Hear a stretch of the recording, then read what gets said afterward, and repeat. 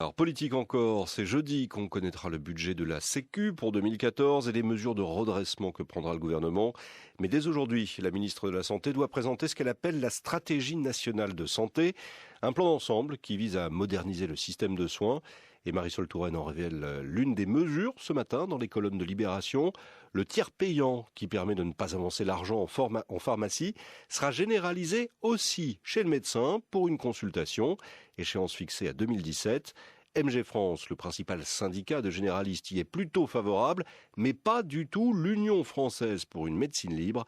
Son président, Jérôme Marty. Le tiers payant doit rester une liberté pour nous. En le généralisant, il n'est plus une liberté. On change en quelque sorte la relation qu'il peut y avoir entre le médecin et son patient, et le médecin d'ailleurs et la caisse et les organismes financeurs.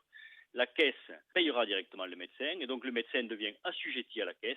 Et là, on y voit un grand danger parce que c'est une mainmise sur la médecine. Et à ce moment-là, le financeur sera capable de dire on va faire de la coercition, on va installer les médecins à tel endroit, sinon on ne paie pas, on va faire telle pratique plutôt que telle autre, sinon on ne paie pas, et le médecin devient complètement assujetti, perd sa liberté de prescription, et à terme, le patient lui-même, il perdra sa liberté de choix. Un propos recueilli par Isabelle Labéry, et ce tiers payant chez le généraliste sera même mis en place dès la fin de l'an prochain pour les ménages aux revenus modestes, annonce la ministre.